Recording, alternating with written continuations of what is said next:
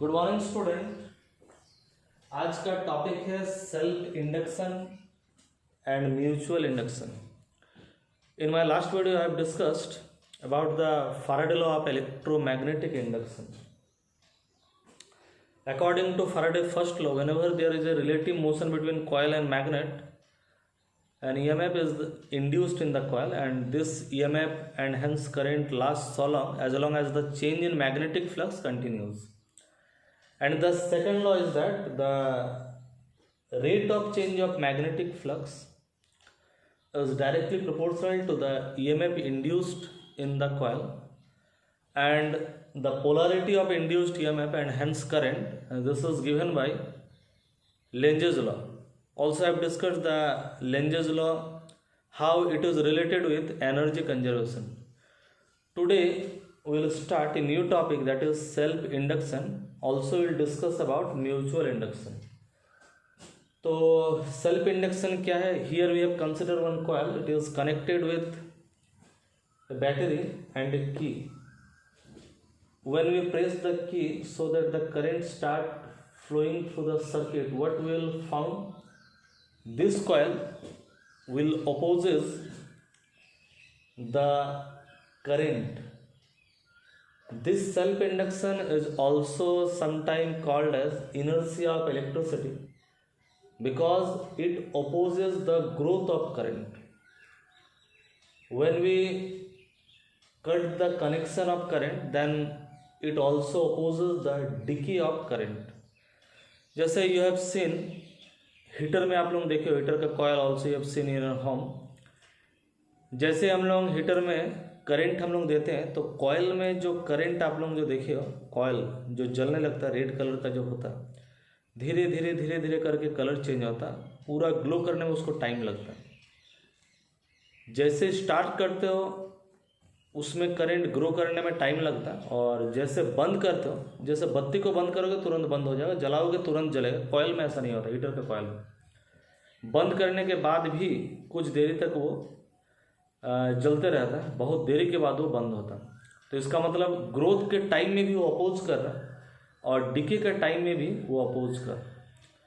तो self induction में क्या होगा ना, एक करंट जो जाएगा, एक करंट अगर ये वेरिंग नेचर का की को ऑन ऑफ करना पड़ेगा कंटिन्यूसली। अगर ये इफेक्ट हम लोग को देखना, एसी में ज़्यादा ये वाला शो करेगा, क्योंकि कॉयल तीन तरह का जो सर्किट एलिमेंट होता है, रेजिस्टर जानते हैं हम लोग, कैपेसिटर और इंडक्टर।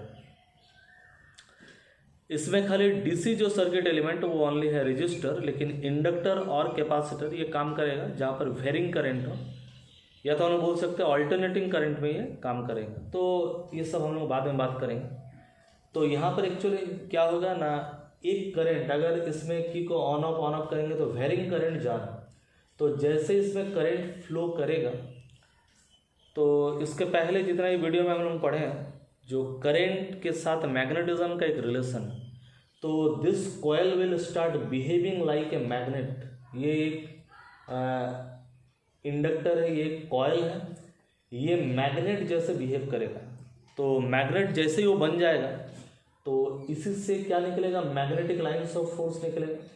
मान लीजिए इधर मैग्नेटिक लाइन्स ऑफ फोर्स निकल रहा, और करंट अगर वेरी कर रहा, इसी कॉयल का करंट इसी कॉयल में मैग्नेटिक लाइन्स ऑफ फोर्स छोड़ेगा। हम लोग जानते हैं जब भी एक कॉयल को मैग्नेटिक फ्लक्स, हम लोग फाराडे का तीन तरह का एक्सपेरिमेंट, फाराडे हेनरी का तीन तरह का एक्सपेरिमेंट हम लोग पिछला वीडियो में हम लोग देखें। कॉयल में जैसे मैग्नेटिक फ्लक्स चेंज होगा, मैग्नेटिक फ्लक्स चेंज होगा का मतलब क्या, कभी मैग्नेटिक फ्लक्स बढ़ रहा है, कभी घट रहा है, चेंज हो रहा है। इसमें अगर करंट चेंज होगा तो करंट के द्वारा बनाया गया मैग्नेट का स्ट्रेंथ चेंज होगा, और एक्चुअली इसी कॉयल में हम लोग करंट देंगे, वेरिंग करंट देंगे, करंट कभी बढ़ रहा कभी घट रहा, तो ये जो मैग्नेटिक फ्लक्स जो इस कॉयल से निकलेगा, इसका ही मैग्नेटिक फ्लक्स घटेगा बढ़ेगा। तो यहीं पर दो लॉ यूज होगा हमारा। पहला क्या, करंट दिए तो कॉयल मैग्नेट बन गया, जिसमें हम लोग बायट सावर्ट लॉ के आधार पर हम लोग बोल सकते हैं यहाँ पर मैग्नेटिक फील्ड कितना बनेगा, मैग्नेटिक फ्लक्स कितना बनेगा, हम लोग बोल सकते हैं। और एक लॉ है फैराडे लॉ, उसमें क्या है, जब भी कोई कॉइल को मैग्नेटिक फ्लक्स में रखेंगे और वो मैग्नेटिक फ्लक्स बदलेगा, whenever there will be change in magnetic flux related with the coil, तब क्या होगा ना, इसमें एक ईएमएफ इंड्यूस्ड होगा, ईएमएफ। और according to Lenz's law, the direction of EMF will be such that it opposes the changes which produces it.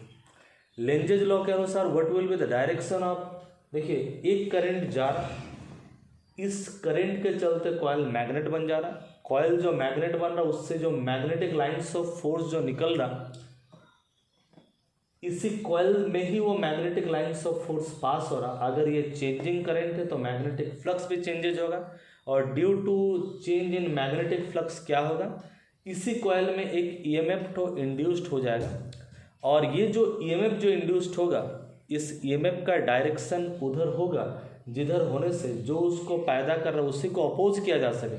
तो इसमें ईएमएफ का जो डायरेक्शन या करंट का जो डायरेक्शन होगा, इस करंट का डायरेक्शन का अपोजिट होगा।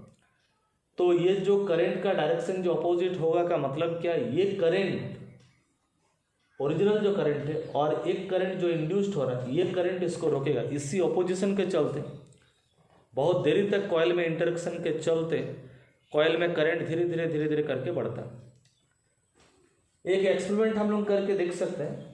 ये पैरेलल कनेक्शन में हम लोग एक रजिस्टर और एक इंडक्टर एल को हम लोग रखे हैं, रजिस्टर आर को और इंडक्टर एल को हम लोग रखे हैं। इसका इंडक्टेंस है, हम लोग बात करेंगे इंडक्टेंस, वो है एल। तो कोएफिशिएंट ऑफ सेल्फ इंडक्टेंस भी बोल सकते हैं,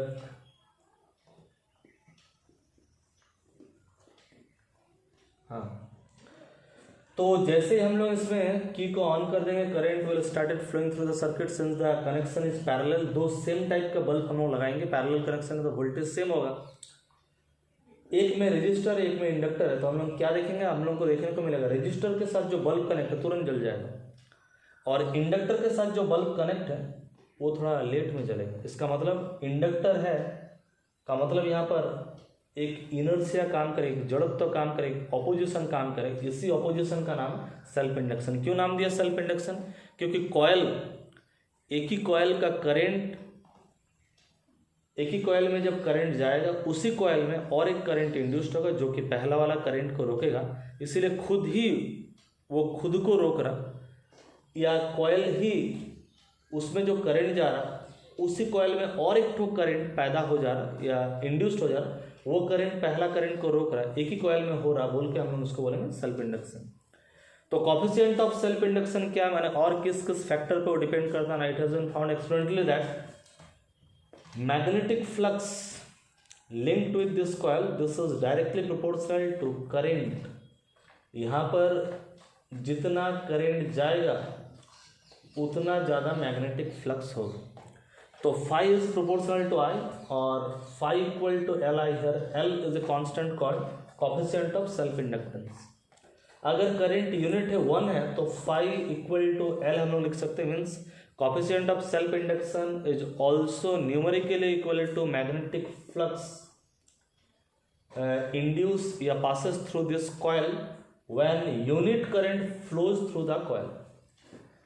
फैराडे सेकंड लॉ के अनुसार हम लोग जानते हैं E equal to minus D phi by D T. E equal to minus phi के जगह में लिखेंगे हम लोग क्या, एल आई, एल तो है कांस्टेंट, तो E equal to minus L D I by D T. तो minus D I by D T अगर 1 होगा means rate of change of current, decrease of current अगर यूनिट है, तो coefficient of self induction is also numerically equal to EMF induced in the coil when the rate of change of current is unity.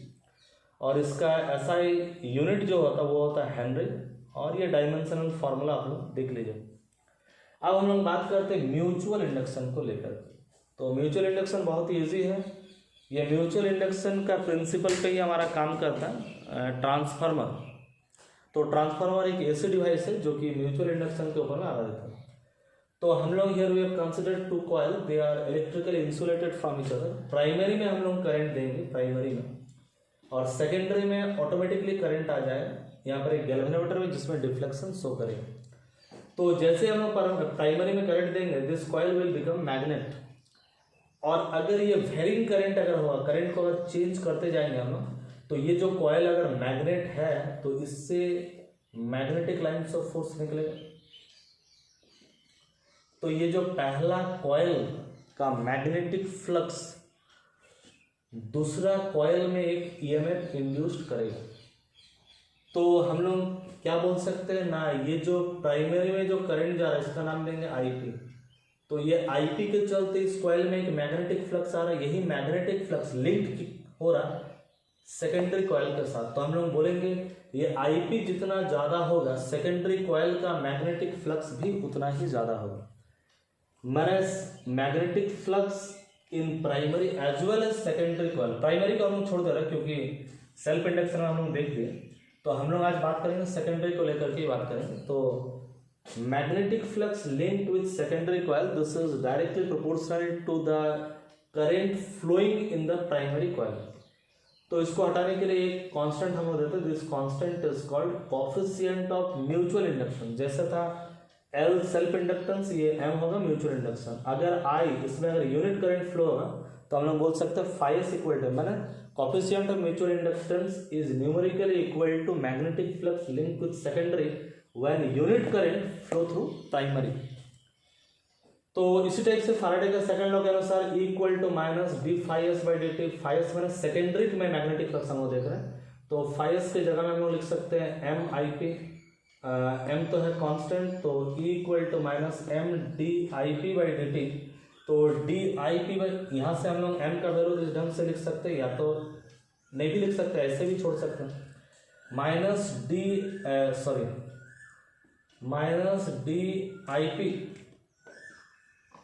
By D T अगर 1 हो जाएगा तो we can say that the coefficient of mutual inductance is numerically equal to EMF induced in the secondary when the rate of change या decrease of current in the primary is unity। और इसका भी जो ऐसा unit होगा वो होगा Henry, और इसका जो डायमेंशनल फार्मूला होगा वो सेम होगा। तो आज हम लोग बात किए सेल्फ इंडक्शन, जिसमें कॉयल में खुद ही एक करंट जाने से और एक करंट इंड्यूस्ड होगा, ये है सेल्फ इंडक्शन। और म्यूचुअल इंडक्शन में एक कॉयल बगल वाला कॉयल में करंट या ईएमएफ को इंड्यूस्ड करेगा, इसको हम लोग बोलेंगे म्यूचुअल इंडक्शन। लेकिन दोनों ही बेस्ड है हमारा Faraday law of electromagnetic induction है। तो इसी के आधार पर हम लोग बहुत सारा इंस्ट्रूमेंट, खास करके हम लोग म्यूचुअल इंडक्शन में हम लोग ट्रांसफार्मर पढ़ सकते हैं, और फैराडे लॉज के बाद हम लोग बना सकते हैं इंस्ट्रूमेंट, जैसे जनरेटर हम लोग बना सकते हैं, हम लोग इलेक्ट्रिक मोटर हम लोग बना सकते हैं। तो इस तरह का फैराडे लॉज आने के बाद ऑल्टरनेटिंग करंट का जो बेस है वो तैयार हो गया। तो आगे का वीडियोस में हम लोग ये सब के बारे में हम लोग बात करेंगे। तो आज के लिए इतना ही। जो चैनल को सब्सक्राइब नहीं किए अभी तक, रिक्वेस्ट है चैनल को सब्सक्राइब कर लीजिए।